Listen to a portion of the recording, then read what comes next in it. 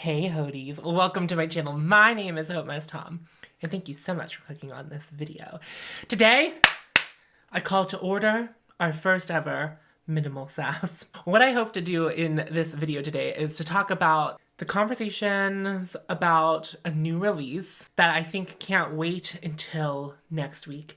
And I have a lot of feelings about it and the approach to it. And anyway, that's what we're gonna do. If you are new here, my channel is all about loving my makeup collection as it currently is and being critical of new makeup releases. This is like a subset of another series that I do called Critical Sass, which are my new makeup release videos. But I like to unpack the marketing and some of the feelings that we have whenever we see something get newly released by makeup brands, because they're really good at tricking us into feeling like we need something when we probably just simply don't. So I just like to unpack those feelings whenever we talk about new releases. And so today we are just kind of doing that with an isolated thing, but like not for the reasons you think. And that's the part that I think is more important to do removed from Critical Sass. I would really love to have you subscribe if that's the kind of content that you're into, just loving your collection, maybe bringing in the new occasional thing every now and then. A lot of the people who are subscribed and watch a lot of my videos are on low buys and no buys. So we're a pretty supportive community here if you are looking for that type of thing. I would also really appreciate a like, and I'm also on patreon.com if you would like to support me there. Thank you to all of my beautiful, wonderful patrons for being so supportive of me. Let's get into the video. Let's talk about it. Isamaya is moving on to the next chapter of the brand. If you are new to Isamaya or you didn't know this about the brand and you're kind of just like on the subset of interest of the brand, how Isamaya is running this brand is like seasonally, kind of like a fashion house. So it's like there'll be a summer release, a fall release, a winter release.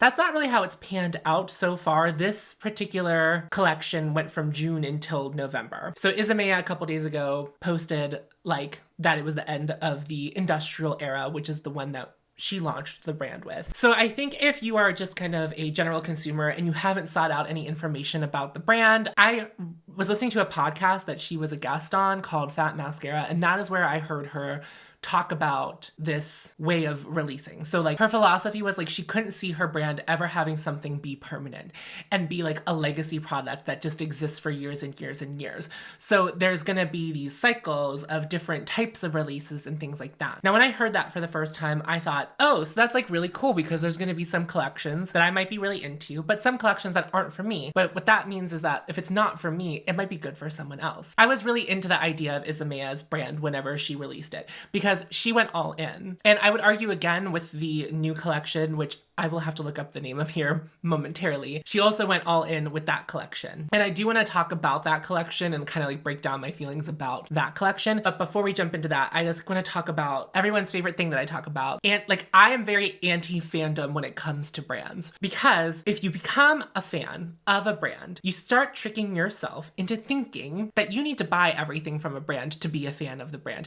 and that you need to personally like everything from a brand to be a fan of a brand, and that you, in order to support the brand, must buy everything, even things that you don't like and that you probably wouldn't like if you stepped back for 2 seconds and thought, oh, that's certainly not for me. This type of thing tricks you into thinking that like you have to be all in on a brand. So I think what happened here, and I'm gonna talk about this is like a little bit on my side of things, just like more personal, and perhaps this is something that other content creators who have any semblance of a following might have experienced with different brands, or perhaps this. Because I spoke highly of the brand early on, I was also someone who had one of the first, I was like in the first wave of videos that was talking about Isamaya, but also had the first palette and was talking about it regularly.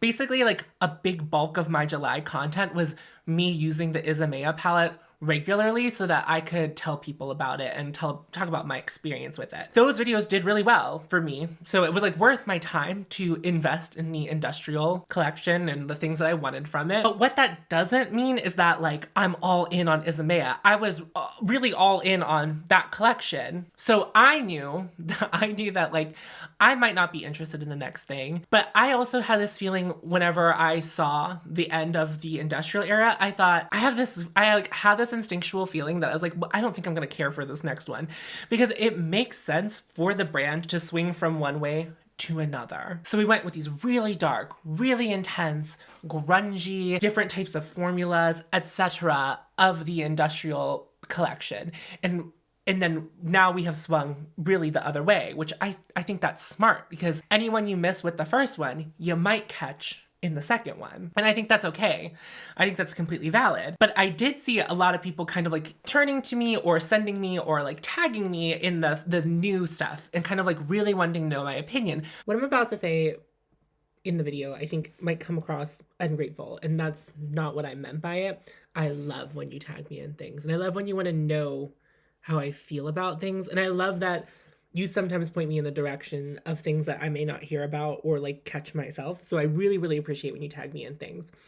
I just wanted to point out like this specific occasion, like what happened, because I liked the first one so much. And what I'm going to say to you is that at least where I stand right now, I am not buying things to just review. I don't have the kind of capital to do that. So for me to want to buy something and review it would mean that I'm using just essentially my money. Do I now make a little bit of money on YouTube? Yeah, I do, but not enough to do stuff like that. Next year, we are going to try that like on a small basis, where it's going to be like, we're going to get to pick and choose like things that I'm going to review just for review's sake, because there are things that you guys might be interested in hearing my opinion on that I'm not really interested in reviewing. So that's like coming down the pipeline from me. But as it stands right now, I don't need to buy every release from Isamaya, especially ones I don't want. And I'm gonna say that to you. I know that a lot of you either bought the Industrial Pigments palette because you heard me talk about it and you really enjoyed it. Some of you hated it. That's also a thing that happens. Like some of you bought it and you're like, this is like decidedly not for me. And some of you bought it right when it launched, just like I did, and you were really excited about it. And I know that there was a sale on it recently. So I know a lot of people just started getting the Industrial collection in their hands. If you liked that one, and if you've decided that you are for some reason like the biggest fan of Isamaya the brand, I'm gonna remove the person from it. Let's just talk about the brand, because while I'm sure Isamaya makes a lot of the choices at the brand, it's like, you know, there's still a team of people involved with the beauty brand. You're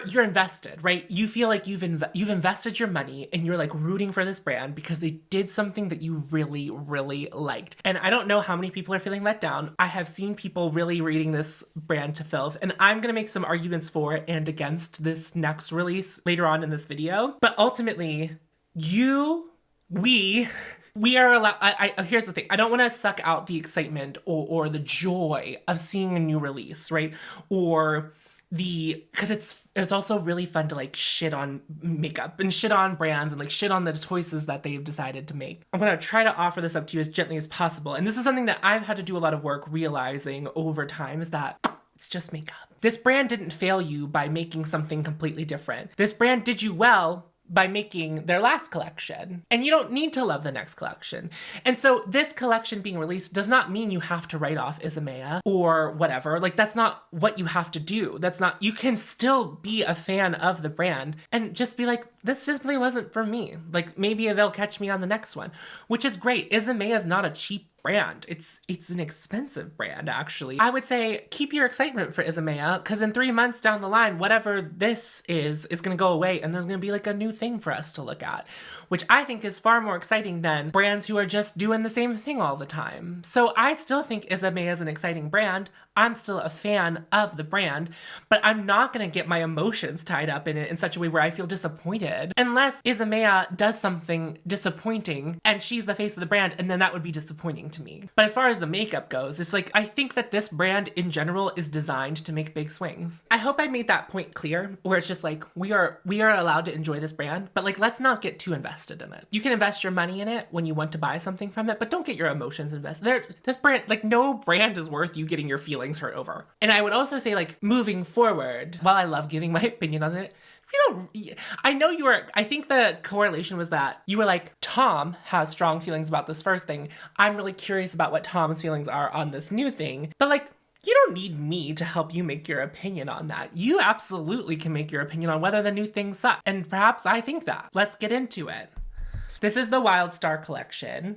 This is what it looks like. Here's what's included in the brand. The Lucky Kiss Diamond Lip Glow Lipstick, $50, comes in 3 shades.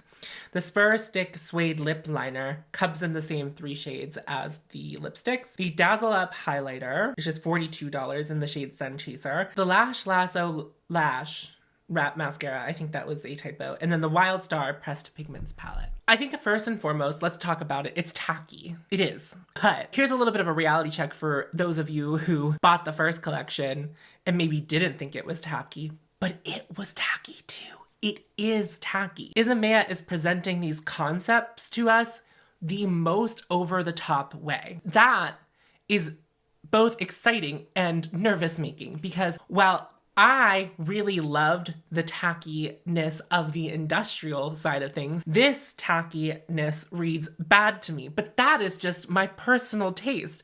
I look at that and I'm like, that's pretty tacky. The large horse heads, all of the things going on, it's just like, it's reading tacky, but we are doing this like glam Western thing in here. And so it makes sense for the way it's released. But remember all of the commotion about the 3D printed top to the palette? People were like, I hate that. That's like the worst thing. And then people also complained about the piercings in some of the products where it just like had the ball bear. People had things to say about that. And so I'm falling on the other side where I'm like, I think this looks like really tacky and like, I don't think I get it. But that's okay, because I think the Industrials collection was just as tacky, just in a different way, in a way that was more appealing to me. But I think that moving forward, we should kind of operate under that Isamaya is kind of going to be kitschy, going to be tacky. This is just how the brand's going to probably present any concept to us. Over the top. And what she has done is created these things when you open your drawer, you're gonna see them. Like, you're gonna see them, you're gonna be like, oh yes, my horse lipstick. Or, oh yes, my horse mascara. Like, all of these weird things that she decided to do.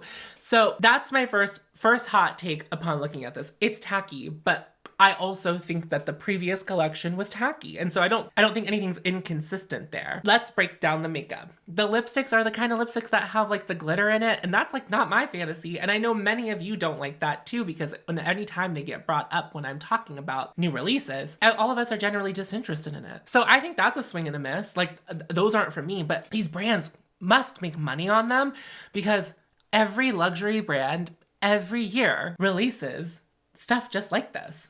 These kinds of lipsticks that have like the glitter in them. So there must be clientele for it.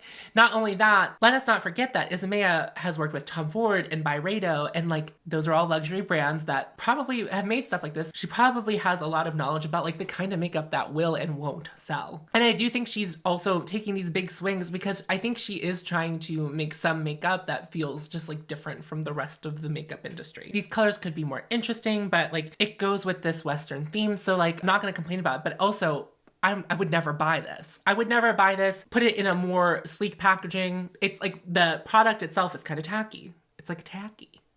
And again, if this is your taste, that's fine. You're allowed to like it. And that's not me reading you for filth for it. But I think that when people are doing these hot takes on this particular launch, this is nothing like the last thing. And I just like disagree. I disagree with you. Let's talk about the eyeshadow palette. I would never buy this. I would never buy this from any brand. Do I look at this color story and am I like disappointed in it?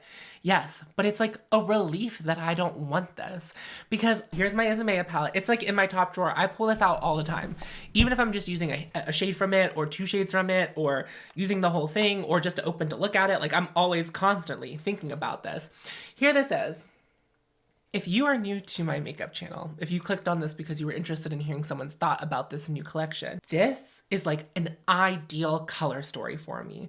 Most of the time, whenever I'm throwing on makeup, it's like, I want dark, grungy greens. This provides a lot of that to me, and some options that aren't grungy greens. You know, we have the coppers, we have other things, the silver, we have like other things that we can do with this palette. So this is the kind of palette that I look at and go, I'm gonna get a lot of use of that. Even saying so far as I would love to pan every single one of these eyeshadows, because I love them all so much. I don't know if this particular palette is going to have as many formulas as the original, but like that was something I liked about it too. There's like 10 different formulas and you get 14 shades. So like over that you get 10 different formulas. So that could be the case here. I don't know. There could be even new formulas in here. I haven't touched in the old palette, which is cool. Like, right? If we're making new formulas, or are we just recycling them? But like, anyway, that was like something I really appreciated about the first palette. It's like lots of different formulas, trying out some new things, which I adore. I can't look at this and like lie to you and say that I thought this could be a Tarte palette, because Tarte has done the Rainforest of the Sea palettes, like come in this circular thing. And that's what this reads as that to me. And therefore I kind of find it disinteresting. But beyond that, it's kind of a color story that Tarte would do. So this doesn't feel good to me. But do you know what it looks like to me? It looks like basic colors, and there's nothing wrong with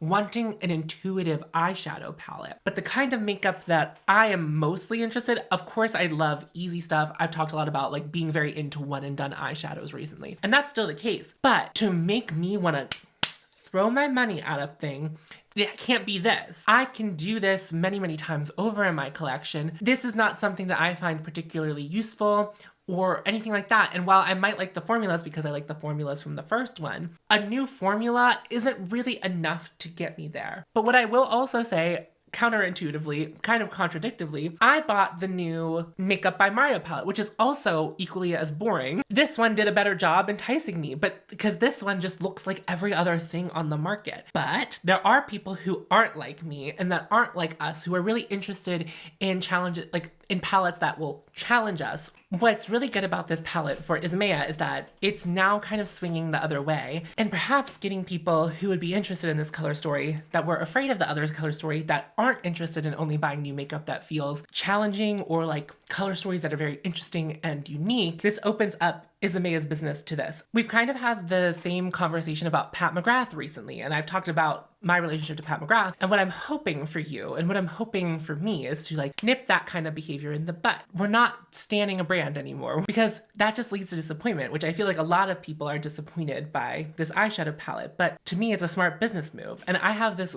inkling feeling that it's kind of gonna go that way, where it's gonna be like a really off-the-wall collection.